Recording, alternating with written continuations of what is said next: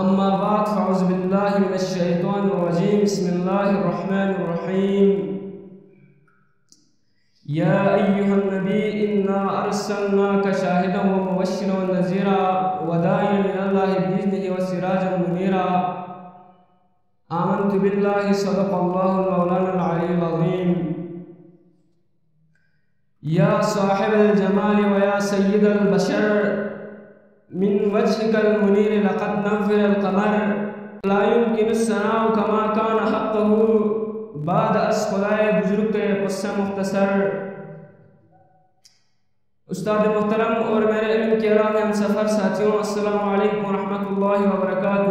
سورہ احزاب میں سے 2 آیات مبارکہ تلاوت کرنے کی شرف حاصل کی ہے. گویا کہ رب العزت اسی آیت مبارکہ میں فرماتا ہے یا ایھا النبی انا ارسلناک شاہدا ومبشرا ونذیرا. اے نبی، ہم نے آپ کو مبعوث کیا گواہ، شاہدن گواہ بنا کر، مبشرن بشارت دینے والے بنا کر، ونذیرن ڈرانے والے بنا کر، وداعیا الی اللہ اللہ کی طرف بلانے والے بنا کر، بِإِذْنِهِ اسی کی اذن سے، وَسِرَاجًا مُنِيرًا اور روشن چراغ بنا کر. تو آیت مبارکہ میں رب العزت فرماتا ہے اپنا نبی محمد مصطفیٰ صلی اللہ علیہ وآلہ وسلم مبعوث کرنے کا مقصد بیان کرتے ہوئے فرماتے ہیں اے نبی، ہم نے آپ کو اس امت کے لیے گواہ بنایا اور ہم نے آپ کو مبعوث کیا اللہ اور اس کے رسول کی اطاعت کرنے والوں کو خوشخبری سنانے والے بنا کر، اور اللہ اور اس کے رسول کی نافرمانی کرنے والوں کو ڈرانے والے بنا کر ہم نے آپ کو مبعوث کیا. جس طرح روشن سے اندھیرے دور کرتے اسی طرح ہم نے آپ کے ذریعے اس دنیا کی تاریکیوں کو دور کرنے کے لیے ہم نے آپ کو مبعوث کیا. اسی لیے رب العزت نے روشن چراغ کا لقب دیا. آپ صلی اللہ علیہ وآلہ وسلم 9 ربیع الاول کو رب العزت نے اس دنیا میں مبعوث کیا رحمت للعالمین بنا کر. قرآن مجید میں رب العزت فرماتا ہے وما ارسلناک الا رحمت للعالمین. اے نبی، ہم نے آپ کو مبعوث نہیں کیا مگر کیا تو رحمت للعالمین.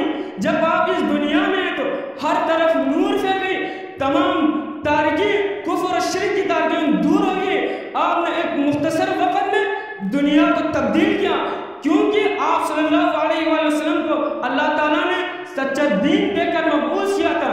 آپ صلی اللہ علیہ وآلہ وسلم نے اسلام جیسا سچا دین لے کر، قرآن جیسا عظیم تعلیمات لے کر دنیا میں آئے.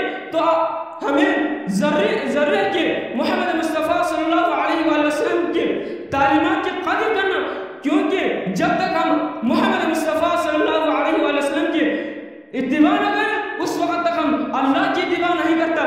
کیونکہ محمد مصطفیٰ صلی اللہ علیہ وآلہ وسلم فرماتا ہے اس وقت تک اس کی ایمان مکمل نہیں ہوتا جب تک وہ محمد سے محبت نہ کرے، اپنے اولاد مال و جائیداد سے بڑھ کر میں محمد سے محبت نہ کرے اس وقت تک اس کی ایمان مکمل نہیں ہوتا. جو کوئی اللہ کی اتباع کرنے کی دعوت کرے اس کو ضروری ہے کہ محمد مصطفیٰ صلی اللہ علیہ وآلہ وسلم کی اتباع کرے.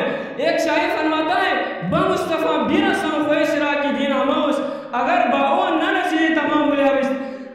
جو تمہارا کردار ہے، جو عمل ہے وہ محمد تک پہنچے تم حق پر ہے، اگر محمد تک نہ پہنچے تم باطل پر ہے. اسی لیے ایک شاعر فرماتا ہے محمد کی اطاعت دین حق میں شرط اول ہے، اسی میں ہو اگر حامی تو سب کچھ نامکمل ہے. اسی پر اللہ تعالیٰ سے دعا کرتا ہے اللہ تعالیٰ ہم سب کی حامی و ناصر ہو. وآخر دعوانا الحمدللہ رب العالمین.